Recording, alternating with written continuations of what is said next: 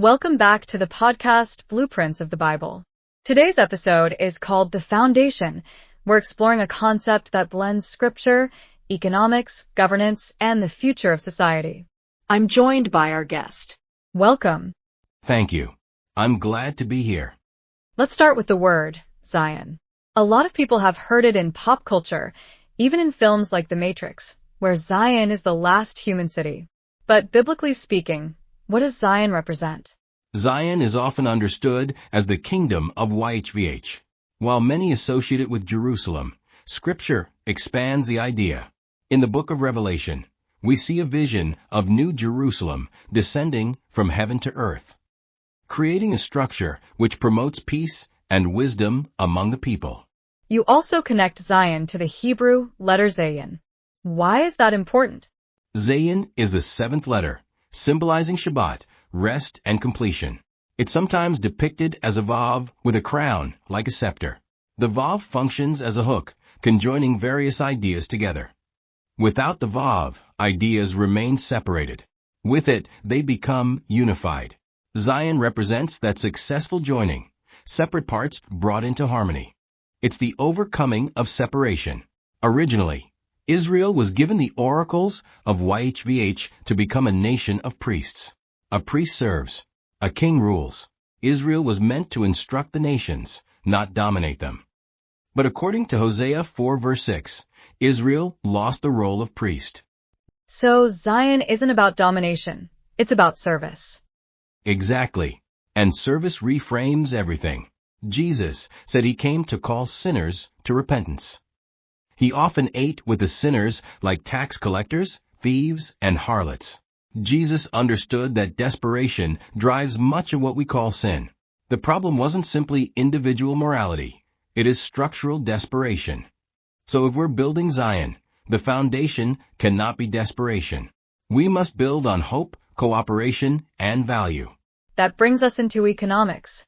You argue that our current system is debt-based, and that Zion requires a value-based foundation. Correct. In a debt-based system, money enters circulation as loans. But banks require repayment with interest. Interest is not a part of the money supply. Paying interest causes shortages and forces more borrowing. The cycle sometimes ends in bankruptcy. Biblically, charging interest or usury is condemned. But there are scriptures which allow charging interest to strangers, right? Yes. But we must ask ourselves, who is a brother and who is a stranger? That question echoes back to Cain. When he said he wasn't his brother's keeper, he treated his brother, Abel, as a stranger. The boundary is often drawn in the heart. If we're a priesthood to the nations, then the nations are not strangers, they're brothers and sisters. Let's get practical. You outline steps for transitioning from debt to value. What's the first move? Start small but structured. Build business incubators, connecting educational institutions to corporations through funding and sponsorship of employment. We need pipelines from training to employment. Get buy-in from corporations and governments. But here's the key. Prioritize volunteers and donated resources over loans. Debt undermines a value-based system from the start. Then develop AI tools to model production, consumption, and replenishment. Assign transparent point systems tied to measurable deliverables.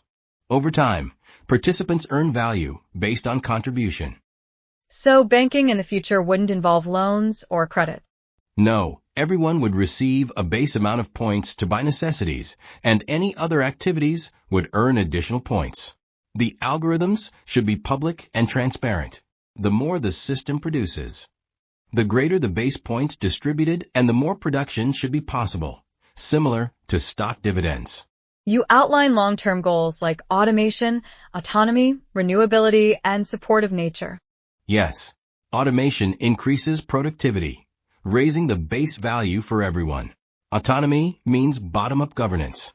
Healthcare guided by health professionals. Energy systems guided by engineers. While representatives are chosen by peers who have a proven track record of accountability.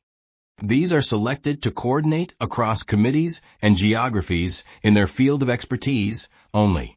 Renewable resources should carry greater weight than scarce or environmentally damaging ones. And supporting nature, cleaning oceans and caring for animals should earn high value points. The foundation is not built on gathering wealth or domination of people. It's about stewardship. What about corruption?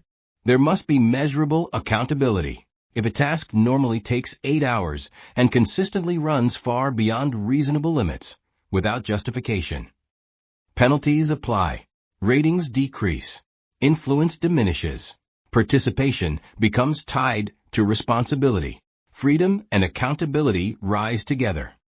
Before we close, let's revisit bankruptcy. Since the value-based system must run in parallel with our current banking system, how will the two interact?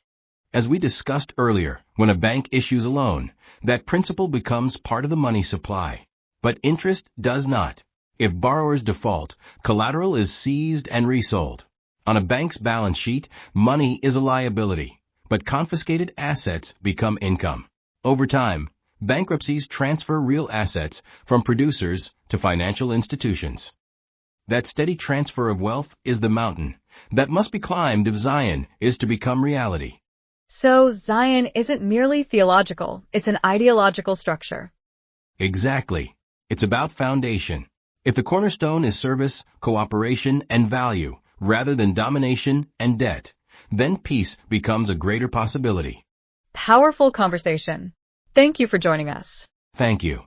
And thank you to our listeners. If you like what you heard, please like and subscribe. Until next time, keep asking what foundation you're building on.